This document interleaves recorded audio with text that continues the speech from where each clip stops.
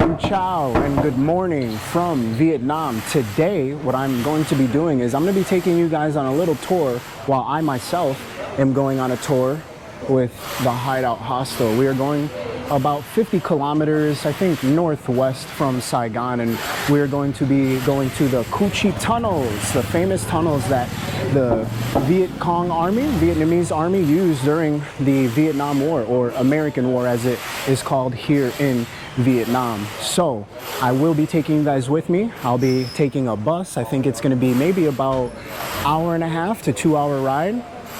I don't know how much I'm going to be talking or how much information I'll be giving you guys, because I will be going on a tour. So you guys will be seeing the tour guide, you know, give us information and showing you the tunnels, booby traps, and going through the jungles and different things like that. So come with me on this beautiful day here in Vietnam and come see the Cu Chi tunnels with me and my mates.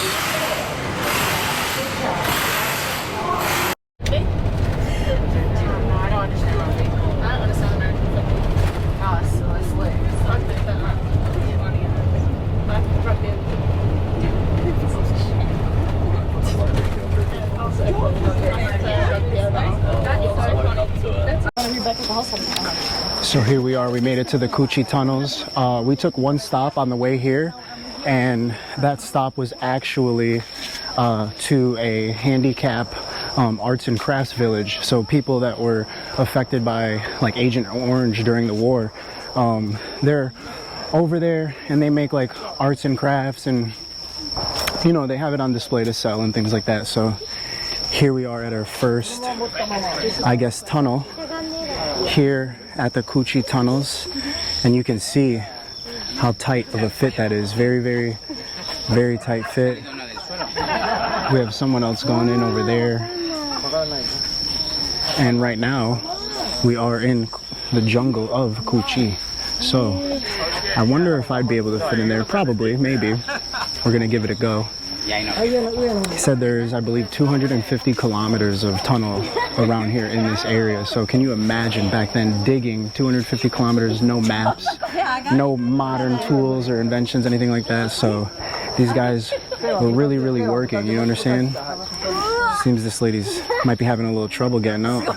She's fairly tiny too, so I don't think I don't know. I'm gonna have to go in for sure. Test it out. And my mate back here, he's 6'5", so we're gonna see if he can get in maybe one of the longer tunnels. Apparently there's two tunnels. One's 180 meters and the other one is a shorter tunnel, built for the tourists. The 180 meter tunnel one is the original one. So basically I am gonna try to fit up in here. Super tight fit. Coming down. Actually, I don't think I'll fit.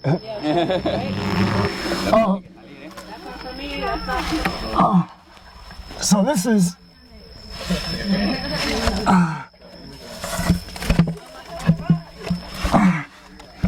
no.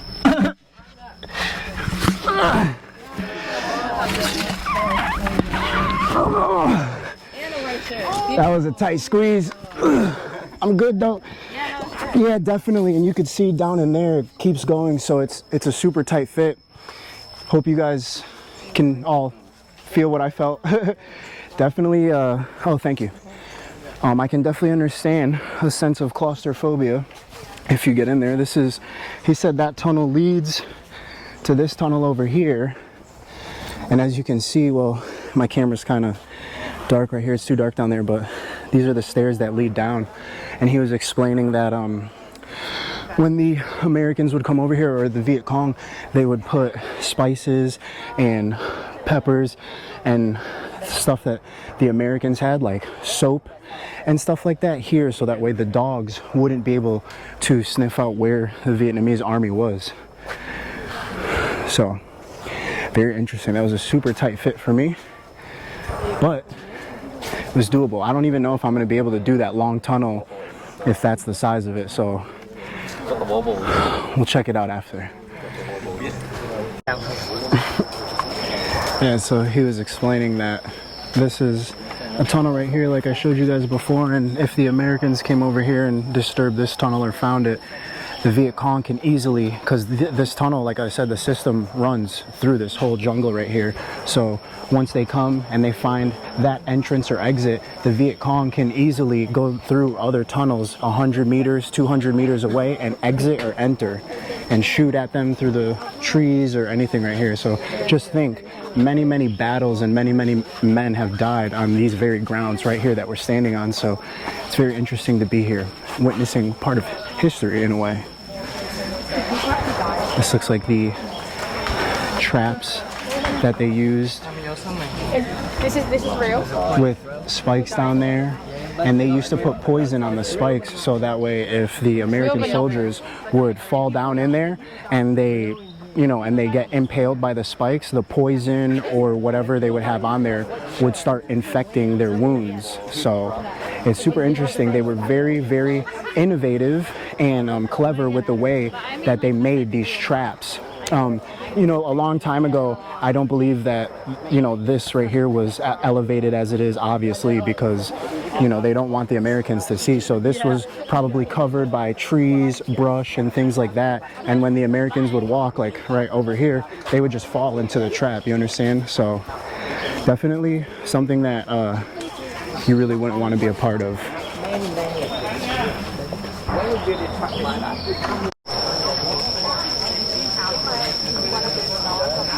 So just to give you a little perspective, think about the Americans coming into this jungle or taking Mount Suribachi or the Pacific Islands or Mount Fuji or anything like that. The Vietcong, just like the other armies in those battles, had the advantage, you know, hiding inside this jungle or in these tunnels. And in Mount Suribachi, Mount Fuji, you know, them being in elevated positions, even on D-Day, that gives your enemy the advantage to attack you and to kill as many troops as possible. So the Americans are coming in already at a disadvantage, even though they are a much stronger army. But sometimes just because you have the strongest army doesn't mean that, you know, your game plan is the best. You know, these people digging these tunnels and them digging into the mountains was strategic warfare planning, you understand? So you had to be very brave around this time to be coming in here and fighting these battles. Definitely much respect and props to the men, Vietnamese and American, of those times. There's many things that you will walk by in this jungle that you think are natural, but like this right here is an example of an anthill. And actually, if you see these holes right here and right here and on the other side, and there's also an anthill right over here, that was actually so the Vietnamese army can come and make sure they get proper oxygen, because the tunnels were not well ventilated, and it wasn't for living, it was only for you know, planned coordinated attacks coming in and getting out, entry and escape. So hit them fast and move. It's amazing. I'm sure there's other parts of, you know, the tunnel runs all through here, so I'm sure there's other entrances we can't see, or, you know, can you imagine being a soldier back then patrolling through here? I don't know if this path was you know, made this well, but you're coming through here patrolling. As you can see, there's another anthill over here. You're coming through here patrolling. Vietnamese comes out, shoots a couple shots, and then he's gone. You don't know from what direction or where, especially if it's nighttime, morning time, you're never sure. And also, if you're wondering, another anthill, it looks normal, right? But that's where they breathe out of. If you're wondering why the tunnels didn't collapse, is because this ground right here is extremely hard. And if you're wondering why, you know, when bombs dropped, is because when bombs dropped, they never destroyed the tunnel, because there's 3 layers to the tunnel. There's 5 meters, 10 meters, and 15 meters below the ground. So if they were getting attacked or gassed from the 5-meter tunnel, they would drop down to the 10-meter tunnel. So that's super interesting. Even if it rained right here, the ground would just stay hard and it would not flood the tunnels, because this ground right here where I am is 20 meters above sea level. So, you know, very, very innovative, very smart, and wow, I just couldn't imagine being on that working party. If you know, you know. You can hear gunshots in the background. That's like what's blasting off, is because you have the option to, when you come to the Coochie tunnels, you have the option to buy some bullets and shoot some of the old guns that was like refurbished after the war. So pretty cool. Here's the American tank that was left behind, and there's actually AK-47 bullet holes, shrapnel bullet holes inside of this still. So once these people leave, I'll take you over there to see that. This right here is the American tank that was left behind. I believe this is a M41. I'm not sure. I'm not sure if it's an Abrams or what, but yeah, you can tell it's definitely been here for a while. And what he was explaining is even the tanks going over the tunnels, they would, because the ground is so strong, the tanks wouldn't even crush the tunnels. So you guys have to think about the pure logistical aspect of what I'm seeing, or you know, what the Vietcong built. It's truly amazing. He was explaining that when tanks would, as you can see, there's a little thing in the ground right here. He was explaining that when tanks would drive over some trees, the Vietcong, they would collect TNT, gunpowder, and stuff like that from the Americans, and they would put it in certain areas like that. And then once the tanks would roll over, it would blow up, and it would disable the engines of the tanks. So right here are different versions of different traps that the Americans would fall victim to. And these traps would be in the woods. So when they're walking around, they don't know where they are. So when they step, they can step in any one of these.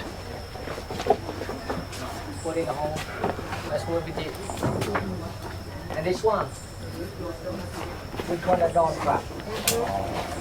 If you know anything about being the point man, when you're the first guy in the door, you either get shot or you're getting hit with this trap right here. So that's why it's important to be aware of your fatal front. So as soon as you enter a door, this whole area right here is your fatal front. But how can you avoid that when this device right here drops from the top and comes down? So imagine getting hit by this. Oh yeah. Amazing. The things they had to go through.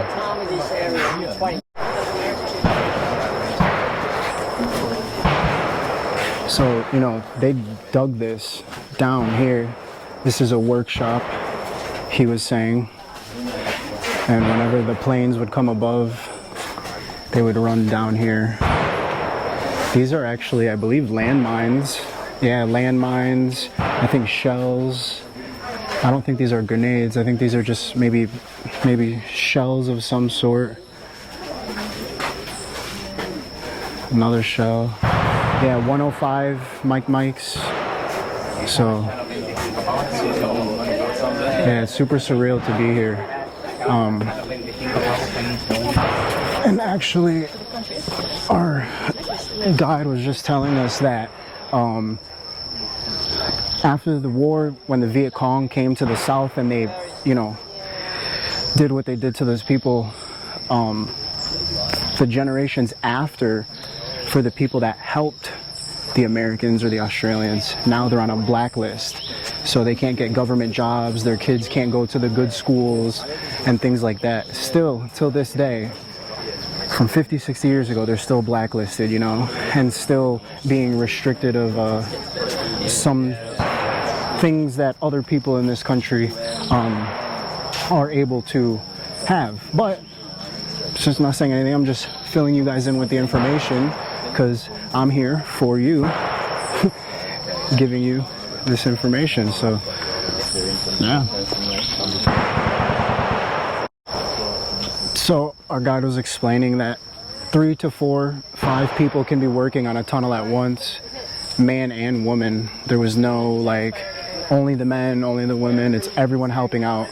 And you know, during that time, even the locals would take up arms against the Americans because, you know, the Americans came in here doing all types of things. So they were surprised when even the local villagers would shoot at them or kill them, but how can you blame them?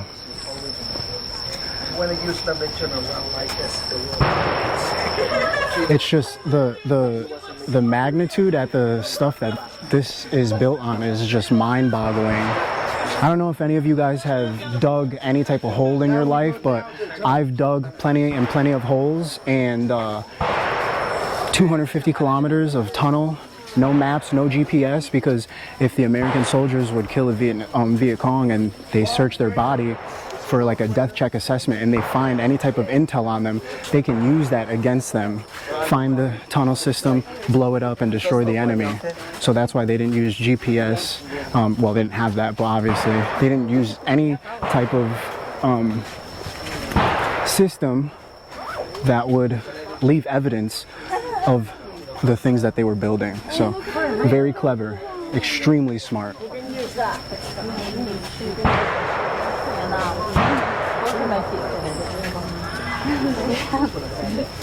Those seem to be the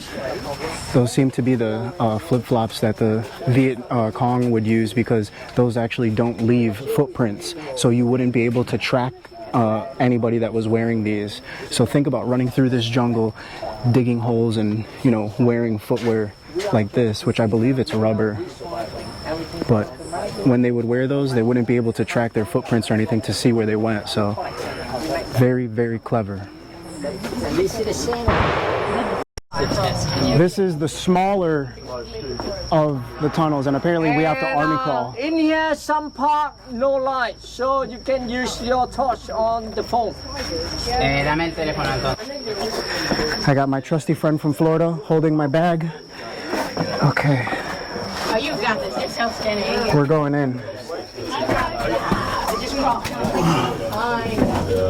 Oh yeah, he wasn't lying.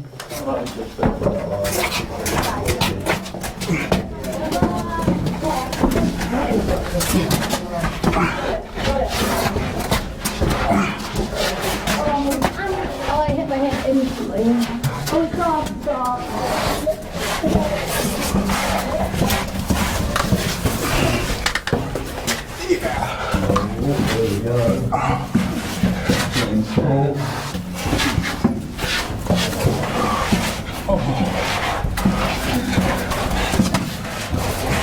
You okay, my friend? Yeah. Oh, I'm sorry for the shaky camera.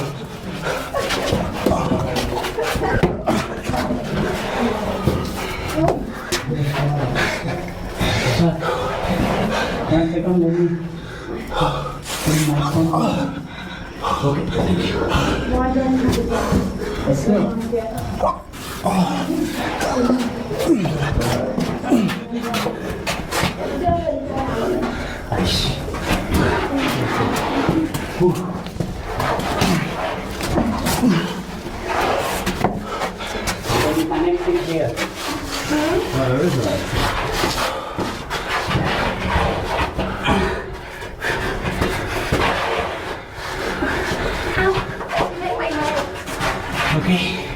No, just keep going. Whoa. Big step. Oh my.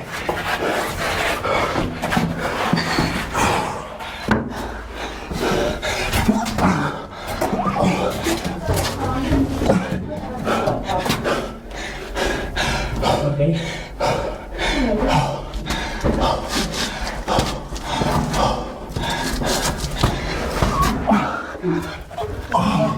Oh my God. I saw the spiders. Yeah? I saw the spiders, bro. Oh my God. Is this it? Are we done? There was really spiders down there, you guys. I really saw them. And it was big. It was in the beginning.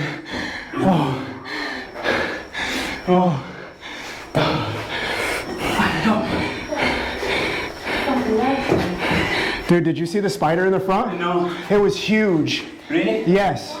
I think when you saw it, the spider moved. That was crazy. Oh man. So much respect for the Vietcong, Vietnamese army, building these tunnel systems. Oh, I'm sweating. Here it's like 40 degrees or something. Yeah, it's very humid down there. This must be the kitchen or dining area. No, this is a commander bunker. Commander bunker we're in. Oh, not even out yet. Look at that snail. Whoa. Or, my God. Look at, you see, bro? Yeah. Really, really. Oh my God. This is where people would stay if it was being bombed. This is the commander. Commander stay here. But here, this is a shell bunker. Do you mind to pass me the video? Yeah, You know? yeah. Maybe I can give you my email or something. Give me your email and your Instagram. Fantastic. Oh my God. And I'll give you my channel too, just in case you want to watch the video. Perfect. Oh, yeah, there were spiders. You guys are sweating. He saw one. Yeah, it was huge. Was that one? Yeah, that was the Actually, there was two. He pointed one out, but I said keep going. I didn't want to scare you guys. Thank you. Oh, I'm beat. This is the victim bunker. Yeah, long. That wasn't 30 meters. No mucho, eh? It was like 40, 50. Esta es una araña grande.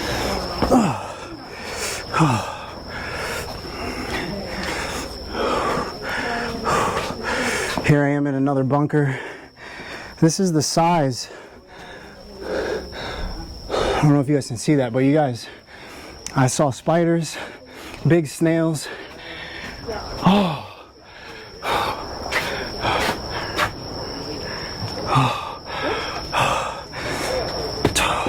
I have to catch my breath. I'll check in with you guys here in a second. So apparently here we have cha nong.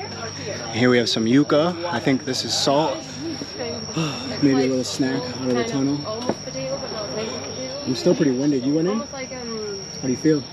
Oh, I'm sweating. It was like a sauna and it was really hot. You guys, I think I might close the video out here because the battery's running low. But long story short, that's my trip here at the Coochie Tunnels with the Hideout Hostel tour. I just wanted to give you guys a perspective from both sides. It tastes like raw potato. The American side coming in, as you can see, they had a lot of trials and tribulations to deal with.